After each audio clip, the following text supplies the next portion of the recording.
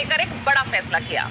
योगी सरकार ने एक आदेश जारी कर प्रदेश में न्यायिक अधिकारियों और जजों को पुरानी पेंशन की सौगात दी है। जजों और न्यायिक अधिकारियों को पेंशन, पारिवारिक पेंशन और ग्रेच्युटी देने का फैसला किया है। जजों और न्यायिक अधिकारियों को आखिरी वेतन का 50% पेंशन और 30% के हिसाब से पारिवारिक पेंशन दी जाएगी।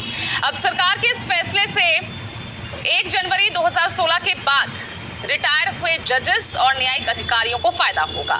अब सवाल ये उठता है कि क्या बीजेपी भी ओपीएस की राह पर चलने वाली है, जबकि केंद्र सरकार कई मौकों पर ओपीएस के कई नुकसान बता चुकी है।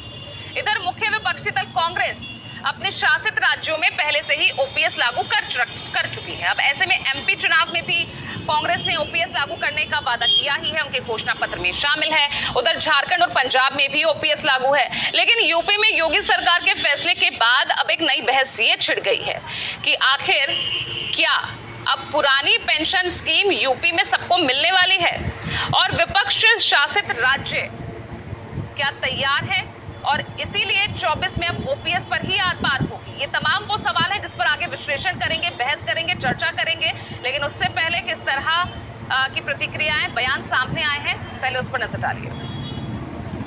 नमस्कार दोस्तों, जैसा कि अब बीजेपी प्रवक्ता से पूछा गया सवाल कि अब उत्तर प्रदेश के बाद अन्य राज्यों में भी ओपीएस लागू की जाएगी, तो बीजेपी प्रवक्ता क्या बताते हैं, आइए हम आपको सुनाते हैं।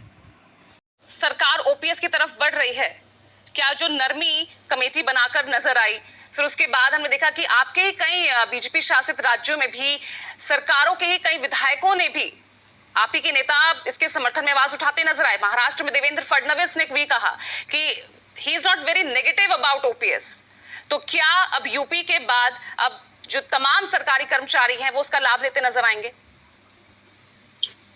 देखिए, nobody should be negative about pension, old pensions की।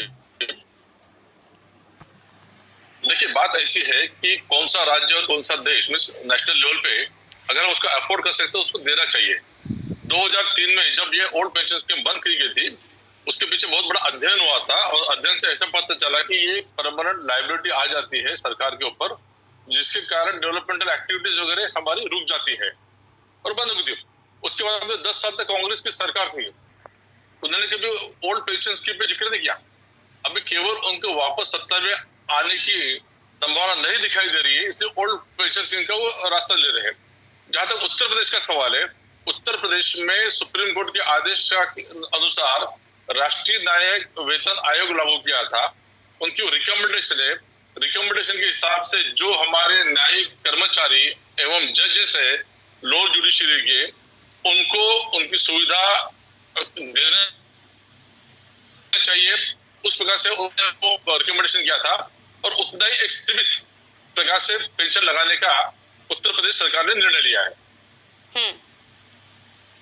लेकिन अगर यहाँ पर ठीक है, जुडिशरी का ये फैसला जरूर है, लेकिन जो तमाम सभी कर्मचारी जो कई बार आंदोलन कर चुके हैं, यूपी में ही हमने देखा, हाल ही में एक बहुत बड़ी रैली आयोजित की गई थी, देश भर के सरकारी कर्मचारी उसमें इकट्ठा हुए थे, तो ऐसे में क्या उनके बीच में तो आस जगेगी ना, ये तो आप मानते हैं?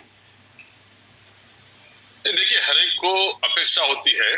जैसे मैं आपको रेलवे का उदाहरण देता हूँ, रेलवे में भी 2003 के बाद ओल्ड पेंशन स्कीम बंद हो गई है, उसके बावजूद भी रेलवे में बड़े पैमाने पे भर्ती हो रही है, लोग नौकरी करना चाहते हैं, रेलवे सुचारू रूप से चल रही है।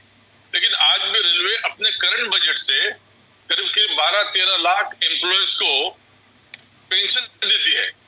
इसलिए ये पेंशन अपने बजट से दे सकते हैं, नहीं दे सकते हैं, ये आर्थिक विषय है।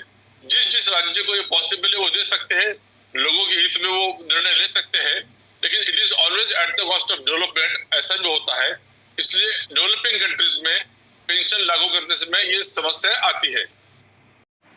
दोस्तों, बीजेपी प्रवक्ता का यह कहना है कि कांग्रेस अब जीतने के कहीं आसार नहीं दिख रहे हैं, इसलिए कांग्रेस अब पेंशन का मुद्दा अपना रही है और अपने कई राज्यों में ओपीएस लागू कर दी है। ओपीएस एक बड़ा मुद्दा बन गया है, ये राजनीतिक मुद्दा हो गया है, तो इससे अब ओपीएस लागू भी करना पड़ेगा। धन्यवाद।